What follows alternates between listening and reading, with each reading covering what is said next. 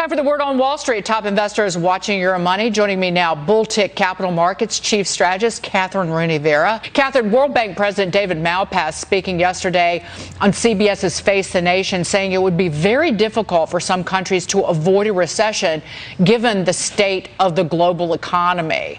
Kathryn, what are you expecting here? Recessions are completely part of the economic cycle, so every country will enter recession at some point in its cycle. The U.S. is very close to doing so. We are right now in stagflation, which is basically digging recession with high inflation.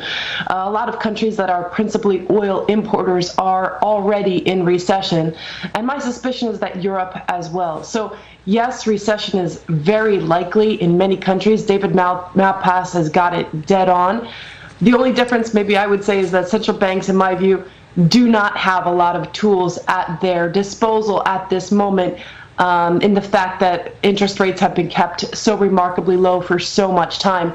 And Dakin, I'm really concerned that when we do go into recession, which I think the U.S. is on the cusp of, that the Fed elects to engage in what has manipulated the markets, and Leo touched on this just previously, that they could go back to buying bonds, and just exacerbating this manipulated market that has kept interest rates so low and have pushed guys and gals out the risk curve in an inordinate fashion. So I think we have to be very concerned with regard to the debasement of the U.S. dollar, even going forward. The Fed, in my view, probably has not learned its lesson, and we need to be loading up on something like precious metals.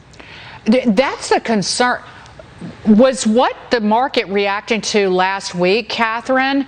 It seemed to be rallying because it didn't expect the Fed to be as aggressive. So are investors so delusional to think that the Federal Reserve, given 40-year high inflation, is really going to come in and bail out speculators again? It wouldn't be wrong to do so. This is a Fed that has made so many errors in the past 10 years, but even more so in the past year, that I think it's a good bet that the Fed would try to juice the markets if things got too bad, Dagan. Just incredible. Kathryn Rooney Vera and Leo Kelly, thank you so much for being here this morning. Great insight always.